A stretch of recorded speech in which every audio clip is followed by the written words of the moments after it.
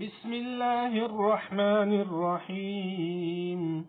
إن الذين يكفرون بآيات الله ويقتلون النبيين بغير حق ويقتلون الذين يأمرون بالقسط من الناس فبشرهم بعذاب أليم.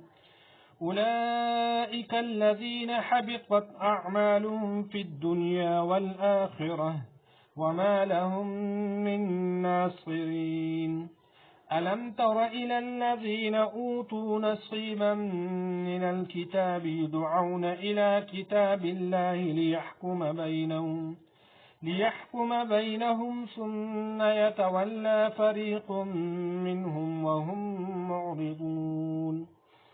ذلك بأنهم قالوا لن تمسنا النار إلا أياما معدودات وغرهم في دينهم ما كانوا يفترون. فكيف إذا جمعناهم ليوم لا ريب فيه ووفيت كل نفس ما كسبت وهم لا يظلمون.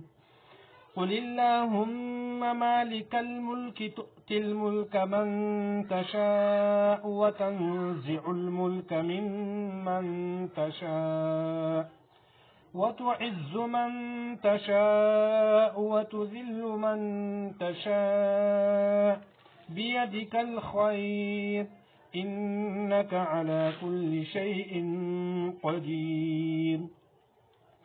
تولج الليل في النهار وتولج النهار في الليل وتخرج الحي من الميت وتخرج الميت من الحي وترزق من تشاء بغير حساب.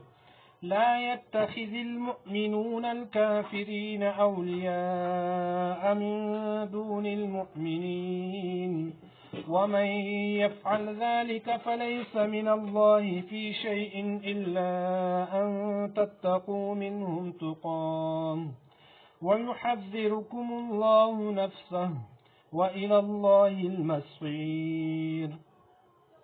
قل إن تخفوا ما في صدوركم أو تبدوه يعلمه الله ويعلم ما في السماوات وما في الأرض والله على كل شيء قدير.